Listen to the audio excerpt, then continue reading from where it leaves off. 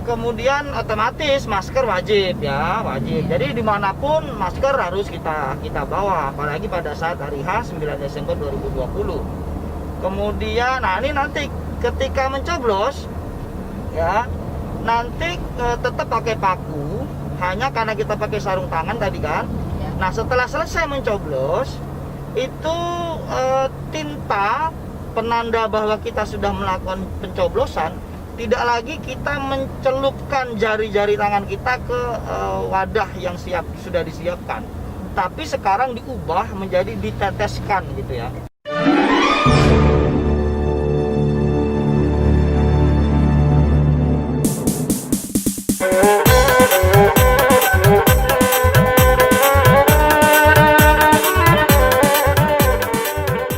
Assalamualaikum warahmatullahi wabarakatuh. Kembali lagi bersama kami KPU Kabupaten Kuantan Sengingi. Kali ini kita akan melanjutkan edisi podcast yang berikutnya. Bersama ini tamu kita Pak Nugi Nugroho Notosanto, Komisioner KPU Provinsi Riau, Divisi Sosialisasi, Pendidikan Masyarakat, Partisipasi dan Sumber Daya Manusia. Pak Nugi, apa kabar Pak Nugi? Alhamdulillah, kabar saya baik. Kak Isi, gimana kabarnya? Alhamdulillah Pak, baik juga. Gimana nih Pak istirahatnya malam tadi di Kuansing? Masya Allah, indah sekali. Selepas kegiatan ngasih bimtek selama 4 jam non-stop, istirahat 15 menit siangnya, malam langsung setelah makan malam kita istirahat. Iya. Alhamdulillah sangat segar sekali pagi. Kalau boleh tahu Pak Nugi, kemarin kita ada acara ya dengan kawan-kawan PPK. Kita mengundang seluruh PPK Kabupaten Kuantan Sengingi dalam rangka kita memberikan informasi terkait dengan strategi ataupun ide-ide terkait dengan inovasi kegiatan pada kegiatan sosialisasi untuk pemilihan serentak tahun 2020. Tentu dalam hal ini adalah pemilihan Bupati dan Wakil Bupati Kuantan Sengingi tahun 2020. Yang saya lihat kemarin Pak Nugi kawan-kawan PPK begitu bersemangat. Alhamdulillah. Dan Pak Nugi juga sudah memberikan pencerahan yang luar biasa bagi kawan-kawan PPK.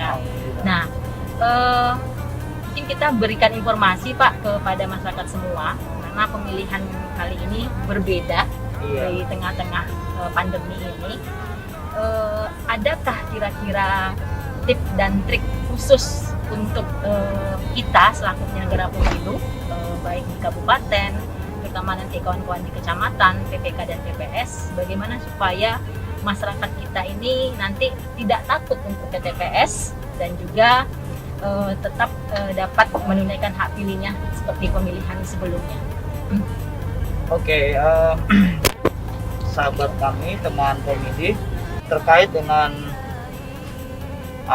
salah satu potensi masalah yang memang kemarin muncul ketika penguatan kapasitas SDM PPK itu adalah adanya ketakutan atau kecemasan dari masyarakat terkait dengan virus COVID ya. Memang itu muncul dalam diskusi di beberapa kecamatan. Saya ingin ngasih tip ya. Pertama, seluruh masyarakat saya himbau untuk menjaga pola hidupnya dijaga, kemudian nutrisi vitaminnya juga dijaga, karena dari berbagai macam referensi dan pengalaman yang kita baca, ternyata daya tahan tubuh yang kuat, imunitas tubuh yang kuat itu tidak bisa dimasuki atau ditulari virus COVID itu gitu. Artinya dia sudah otomatis akan menolak kalau tubuh kita itu imunitasnya kuat gitu. Maka lebih kurang sekitar sebulan lagi ini, mari sama-sama pertama sekali kita jaga kesehatan kita. Itu satu. Yang kedua,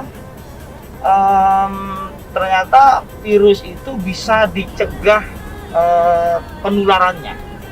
Artinya dicegah itu kita bisa memutus mata rantai daripada perjalanan virus itu gitu. Nah, cara memutusnya bagaimana? Pertama, masker ya, seperti yang kita pakai ini. Nah, masker ini kalau kita kenakan, kita gunakan, kita pakai, itu bagi yang sakit, dia tidak berpotensi untuk menularkan penyakitnya begitu. Yang tidak sakit ya, itu otomatis jadi semacam perisai agar tidak ditulari oleh virus. Yang kedua, sering-sering cuci tangan itu ternyata bisa membunuh virus COVID-19. Tentu dengan sabun ya atau deterjen yang sesuai dengan ilmu kesehatan atau kedokteran. Kemudian kemana-mana sering-seringlah bawa hand sanitizer. Misalnya kita ke tempat kerja, makan di warung, di kedai gitu ya, atau beribadah. Nah, ketika kita merasa menyentuh sesuatu di dalam aktivitas itu, apakah gagang pintu misalnya, apakah tempat air wudhu, apakah gelas misalnya, selesai menyentuh benda-benda itu, segera lakukan cuci tangan pakai hand sanitizer. Ya, saya kemana-mana selalu bawa hand sanitizer seperti ini misalnya ya. Tapi mohon maaf, saya sedang tidak bermaksud promosi merek ya. Kebetulan aja yang saya bawa model yang seperti ini gitu. Punya Bu Isi ada juga ya? Ada Pak, saya gantung di tas malah digantungkan ya, supaya tidak ketinggalan atau lupa gitu. Nah, model-model seperti ini adalah di antara cara untuk mencegah daripada penularan virus COVID-19 gitu. Nah, insya Allah kalau punya imunitas tubuh yang kuat, kita disiplin dalam menerapkan protokol kesehatan, virus itu insya Allah tidak akan masuk ke dalam tubuh kita. Dengan demikian, nanti pada saat hari H 9 Desember 2020 di TPS, kita insya Allah akan terlindungi, selamat, sehat, tanpa ada persoalan yang berat. Saya kira itu. Masyarakat Konten Singgi semuanya, saat ini saya dengan Pak Didi sedang dalam perjalanan menuju Cagar Budaya ke Negerian Sentajo, tepatnya Kota Sentajo, untuk kita melakukan sosialisasi pemilihan bupati dan wakil bupati Konten Singgi tahun 2020 kepada masyarakat yang berada di Kenegerian Sentajo, tepatnya di rumah adat, salah satu rumah adat nanti yang ada di Cagar Budaya Kenegerian Sentajo tersebut. Nah, dalam perjalanan ini kami mencoba bercerita, membahas sedikit mengenai sosialisasi yang akan dilakukan KPU dalam masa pandemi ini dan juga hal-hal baru yang ada di TPS di pemilihan 2020 nanti. Pak Nugi, terkait dengan tadi bahwa kita selaku pemilih, selaku masyarakat dan juga penyelenggara harus konsisten menerapkan protokol kesehatan. Tentu dari KPU terkait dengan teknis di lapangan di TPS tepatnya ada hal-hal baru yang berbeda Pak dari pemilihan kita sebelumnya. Memang sama sekali berbeda ya. Maksud saya berbeda itu tidak otomatis semuanya berbeda, enggak, tapi ada yang ditambahkan di konteks teknis pemilihan di 2020 dibanding dengan yang sebelum-sebelumnya ya. Nah, di antara yang berbeda itu misalnya gini ya, sekarang pemilih itu diwajibkan bawa pena gitu ya. Jadi nanti pada saat pemilih melakukan registrasi atau pendaftaran, misalnya bawa KTP, surat undangan, C6 misalnya, lalu didaftarkan di petugas KPPS, nah itu kan pakai pena ya. Nah, penanya itu kami harapkan masyarakat pemilih membawa sendiri gitu. Itu yang pertama. Yang kedua, sebelum memasuki TPS, nanti teman-teman pemilih akan melakukan cek suhu tubuh. Cek suhu tubuh itu diperlukan untuk mengidentifikasi apakah punya potensi tertular virus COVID-19 atau tidak. Nah, bagi yang suhu tubuhnya 37 derajat Celcius ke atas, maka otomatis dia harus berada di TPS khusus yang sudah disiapkan oleh KPPS. Tapi kalau dia 37 ke bawah, ya 36 atau 35 ke atas gitu, maka dia diposisikan dalam posisi seperti pemilih biasa atau normal gitu ya. Sehingga nanti ada TPS khusus yang 37 derajat Celcius ke atas dan ada TPS yang biasa atau normal itu. Kemudian harus cuci tangan ya. Jadi sebelum masuk ke area TPS, pemilih itu harus cuci tangan. Ketika mau keluar TPS setelah selesai melakukan semua aktivitas pencoblosan, dia juga harus cuci tangan. Jadi masuk cuci tangan, keluar cuci tangan. Lalu KPPS akan menyediakan sarung tangan KIC. Ya, sarung tangan plastik yang disiapkan oleh KPPS. Ya artinya pemilih tidak perlu bawa sarung tangan dari rumah. Nah, supaya apa? Supaya tidak menjadi media penyebaran. Tangan kita ini terlindungi, begitu terjaga, sehingga menggunakan sarung tangan, dan nanti menyoblosnya pun juga dengan menggunakan sarung tangan gitu ya. Kemudian otomatis masker wajib ya, wajib. Jadi dimanapun masker harus kita bawa, apalagi pada saat hari H 9 Desember 2020. Kemudian, nah ini nanti ketika mencoblos ya, nanti tetap pakai paku, hanya karena kita pakai sarung tangan tadi kan. Nah setelah selesai mencoblos itu tinta penanda bahwa kita sudah melakukan pencoblosan, tidak lagi kita mencelupkan jari-jari tangan kita ke wadah yang sudah disiapkan, tapi sekarang diubah menjadi diteteskan gitu ya. Jadi jari kita ini ditunjukkan, biasanya kelingking, biasanya ini tapi boleh juga yang lain gitu, lalu diteteskan gitu, sehingga tidak ada sentuhan antara alat tetes atau tempat tinta itu dengan tintanya dengan jari-jari pemilih.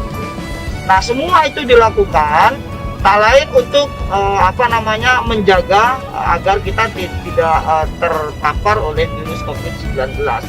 Dan yang paling penting juga, semua juga akan menggunakan physical distancing atau jaga jarak paling kurang 1 meter. Tempat duduk antre daripada pemilih itu dibuat 1 meter. Kemudian jarak KPPS, TPS, kemudian PTPS, pengawas TPS itu KIC itu juga dibuat 1 meter gitu ya. Sehingga memang semua sudah diatur sedemikian rupa, dan mudah-mudahan saya yakin kok kalau nanti kita sudah sampai pada hari H itu kita akan bisa melaksanakan dengan baik. Bismillah lah. Jadi kalau kita selaku penyelenggara kita optimis ya Pak Nudi ya. Dan juga masyarakat juga bisa optimis karena masyarakat kita sudah konsisten menggunakan protokol kesehatan. Menarik Pak Nudi, tadi ada satu yang Pak Nudi sampaikan mengenai TPS atau bilik khusus. Nah itu artinya mereka datang ke TPS, suhu tubuhnya di atas 37 derajat, maka akan melalui bilik khusus yang difasilitasi oleh KPPS kita. Benar. Kalau untuk nanti masih depan di sorry. Kalau nanti Pak untuk pemilih yang memang sakit atau dia isolasi mandiri, kira-kira bagaimana perlakuan KPPS kita nanti Pak? Ya, jadi gini ya, nanti kita itu akan dapat data dari petugas kita KPPS bersama PTPS untuk mendata warga-warga yang dalam posisi sakit karena terpapar COVID-19. Terus. Nah, nanti akan dibuat memang semacam perlakuan khusus ya. Kalau misalnya dia itu di rumah sakit, maka nanti akan datang petugas KPPS dengan persetujuan teman-teman Bawaslu, didampingi juga teman-teman Bawaslu tentunya di tingkat KPPS, dari PTPS ya, untuk mendatangi rumah sakit. Lalu kemudian akan diwakilkan pemilihan atau pencoblosan warga atau pemilih yang sakit itu kepada keluarga yang dipercayanya atau nanti petugas KPPS. Tetapi nanti dengan semacam surat ya pernyataan persetujuan yang memang harus diberikan dan diserahkan atau diberi mandat begitu oleh orang yang sakit begitu. Persis ketika dalam kondisi pemilihan normal, ketika ada orang lansia misalnya ya, orang tua yang tidak bisa menggunakan hak pilihnya karena misalnya kerentaannya, kan bisa diwakilkan oleh keluarganya. Kira-kira begitu Kak. Baik Pak Budi, tentu KPU sudah mempersiapkan sedemikian sehingga juga nanti kemungkinan terhadap penyebaran COVID ini tidak terjadi di TPS. Nah, Pak Rudi, ini terakhir kira-kira ada pesan yang akan disampaikan kepada masyarakat Kuantan Singini? Oke ya, kepada masyarakat Kuantan Singini kami menaruh harapan agar Bapak, Ibu, teman-teman, tuan dan puan menggunakan hak pilihnya pada 9 Desember. Kami meyakini bahwa menggunakan hak pilih 9 Desember itu bagian dari komitmen kita dalam melakukan upaya kontribusi nyata pada bangsa, khususnya di daerah Kuantan Singini. Jangan sia-siakan kesempatan itu, karena hanya 5 menit di TPS itu akan menentukan arah pembangunan di Kabupaten Kuantan Singini. Bapak Ibu sudah diberikan hak konstitusi untuk menentukan pemimpin di daerahnya, maka silahkan gunakan hak konstitusi itu agar Bapak Ibu bisa menentukan siapa pemimpin di daerah Kuantan Singingi ini. Dan jangan lupa selalu menggunakan protokol kesehatan, khususnya nanti di hari H 9 Desember 2020. Terima kasih, sampai jumpa di 9 Desember 2020. Terima kasih banyak Pak Nugi atas informasinya pada kami masyarakat Kuantan Singingi, dan kebetulan masyarakat Kuantan semua kita sudah sampai di lokasi tujuan. Kami akan melanjutkan acara kepada sosialisasi untuk masyarakat di desa Setajuk. Terima kasih. Kita tutup dengan Assalamualaikum warahmatullahi wabarakatuh. Waalaikumsalam. Mari Pak, kita turun Pak. Oke, ya. Sudah sampai kita ya? Ya, sudah sampai Pak.